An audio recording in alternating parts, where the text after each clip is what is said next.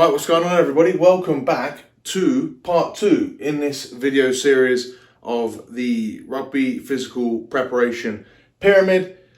I'm TJ. I'm sorry it's been a while since expanding upon this original video, but it took me a while to figure out exactly how I wanted to do this. And in typical TJ fashion, not only am I coming like a little bit later than anticipated, but I'm also now not even going to talk about the levels or the pyramid itself. I'm going to spend today's video talking about the foundation.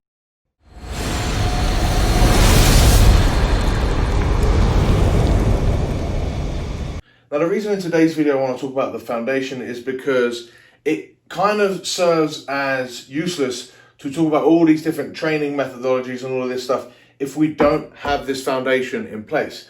Likewise, if you were to try and build a pyramid or some sort of grandiose structure, it would be pointless to lay out all your blueprints if you're not sure of the foundation upon which you are building on. This stuff will dictate your ability to produce all this stuff. Likewise, the levels build upon it themselves.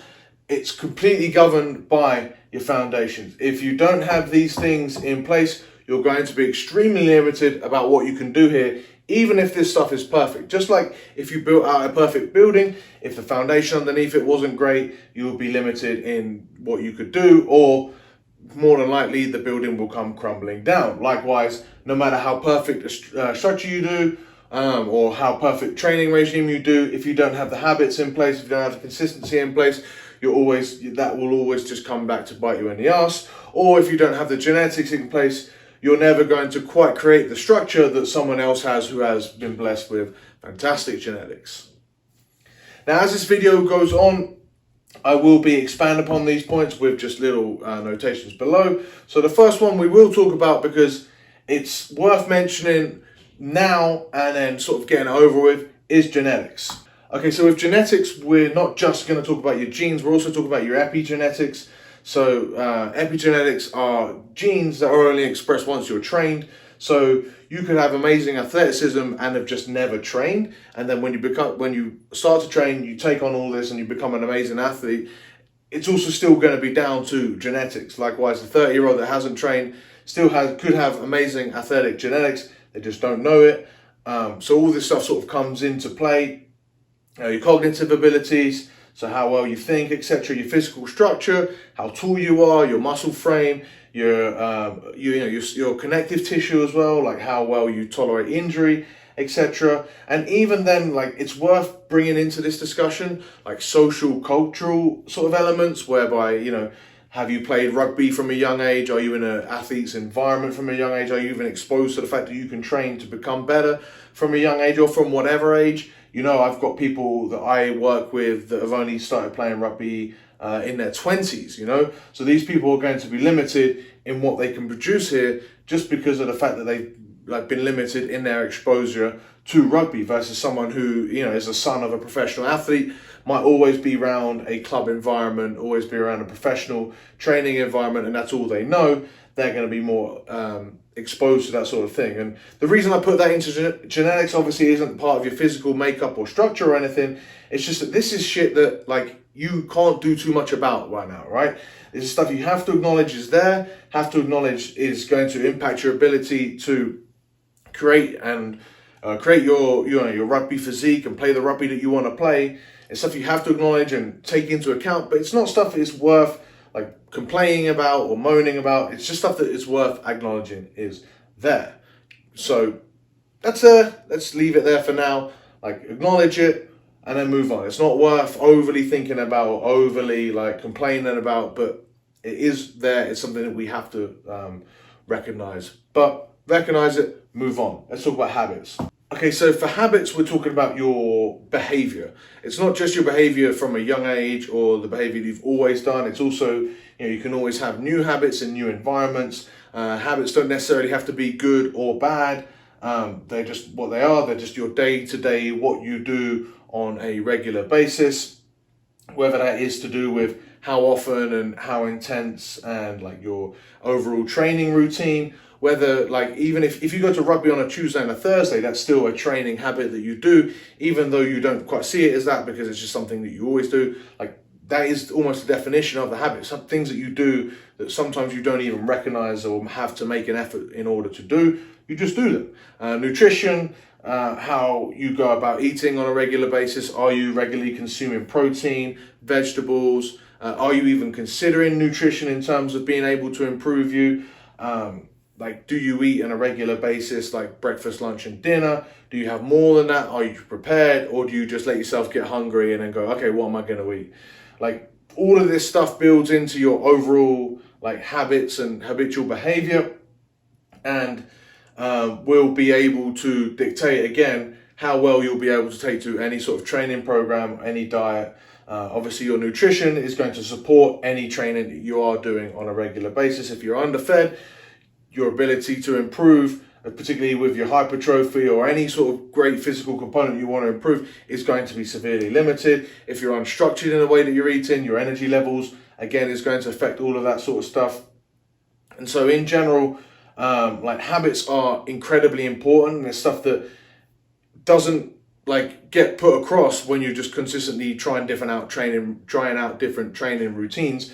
It's something that you don't even think about. But habit formation and foundation is really, really, really important. I put growth here because technically whilst you are a kind of a slave to your habits, because it's the stuff that you do autonomously without really thinking about it, it's the stuff you do consistently on a weekly basis, it doesn't, you can control what your habits are. You can move away from bad habits and create more good ones. And however those habits form are going to be the same for good and for bad habits, and for old and for new habits.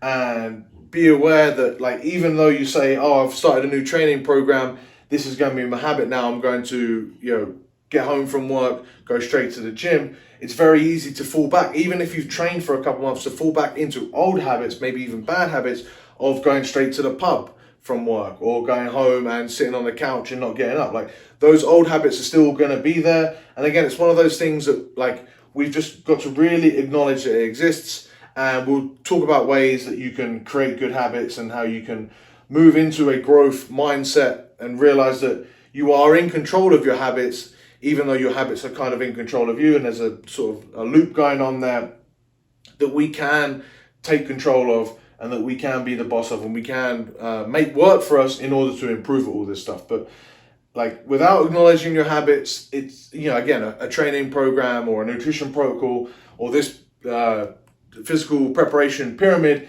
is kind of redundant. You have to acknowledge that these habits are in place, because that's going to dictate, again, your ability to exceed at any program that you do that takes into account this physical pyramid. Talk about ways about how you can really get into good habits in a second, but before we do that, let's talk about the final part of the foundation, which is your consistency.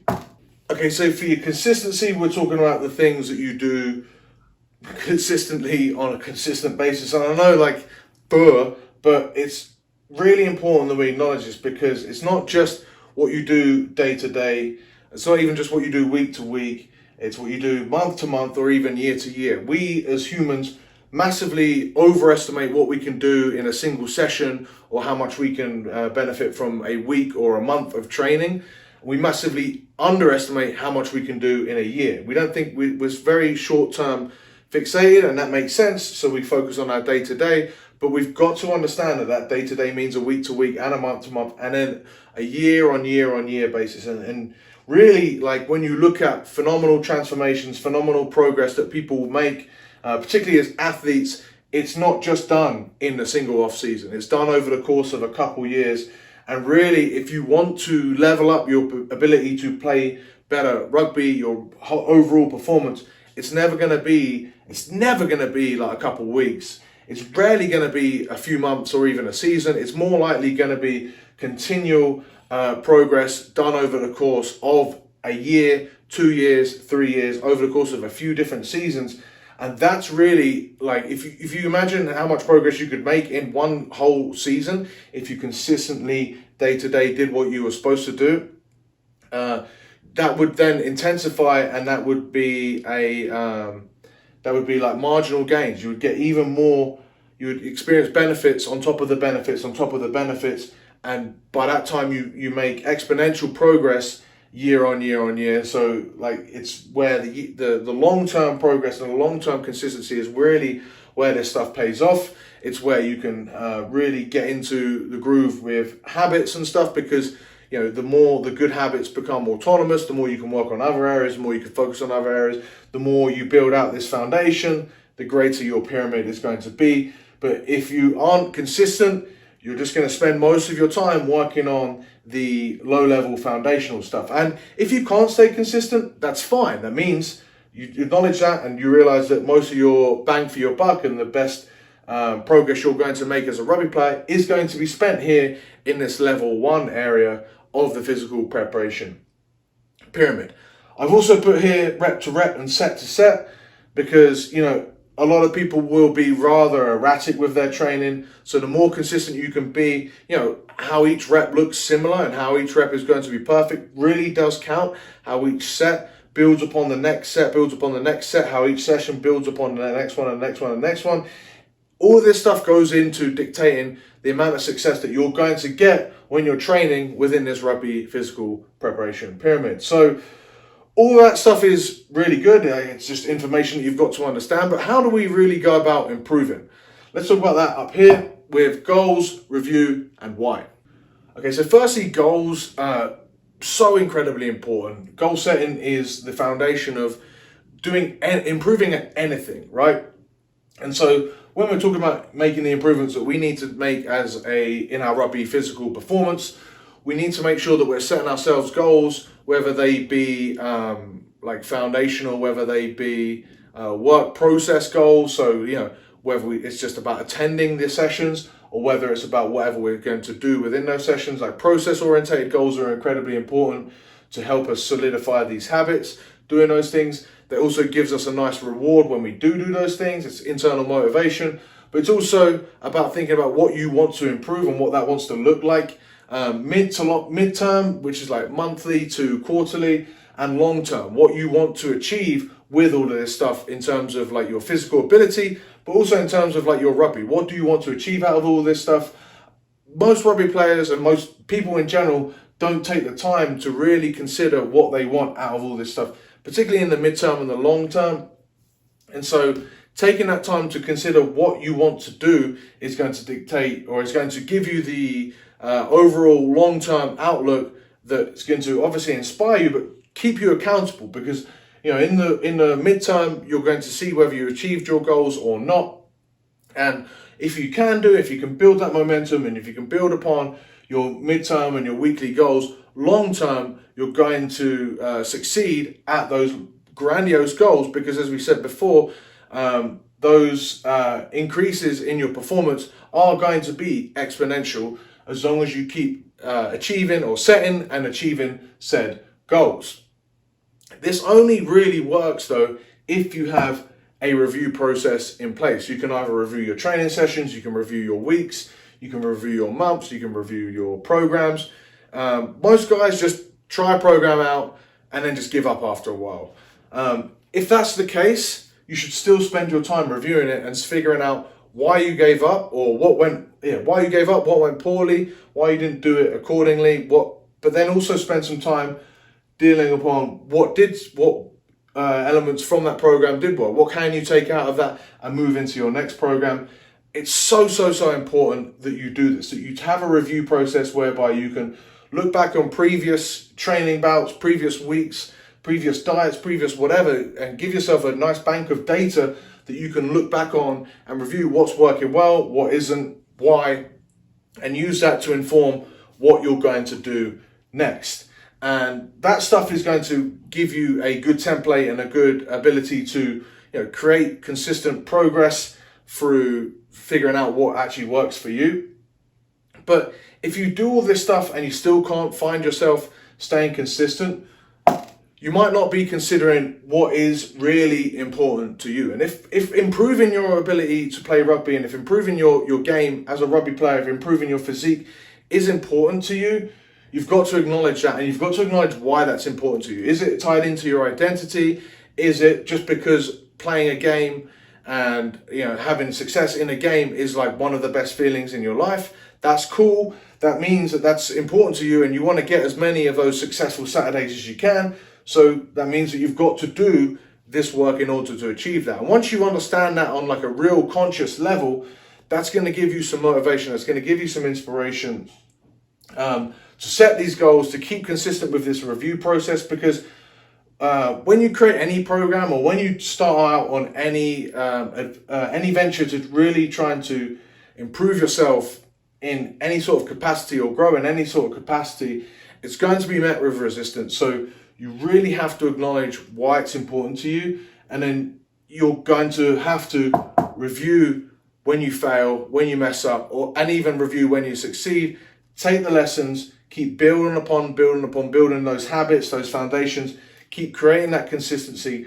And once you've done that, then we can apply all of that stuff to the physical preparation pyramid, and we can have greater success. If we aren't very good with any of this stuff, if we have bad habits, if we don't stay consistent with our training program, this stuff can be perfect, but it's going to come crumbling down. And so I figured, and I really wanted to make clear that this stuff is the foundation. It's kind of quirky to call it the foundation, but it is like involved with everything that you do and your ability to improve as a rugby athlete and as anyone that wants to succeed at anything. But really, this is the foundation for success when you're looking at your rugby physical preparation. And so getting this out of the way and acknowledging all this stuff will then help you build out your program, but not only build out your program, but succeed with all of this stuff. So in the next video, I'll talk about level 1, and as this video series goes on, I'll keep expanding upon this rugby physical preparation pyramid. But for now, if you've made it to the end, give it a thumbs up, comment any questions, any thoughts that you have below. Subscribe if this is the first time visiting the Rugby Muscle YouTube channel, as I'll be bringing out level 1 later on next week, and I'll build upon these each week. I really want to make an effort to challenge your thinking and to have you see things in a completely different way, to really be able to achieve more than you ever thought possible as a rugby player, as an athlete. And I think this YouTube channel is one of my best ways I can do that. So give it a thumbs up, really helps out the channel. And with that, I'll see you in the next one.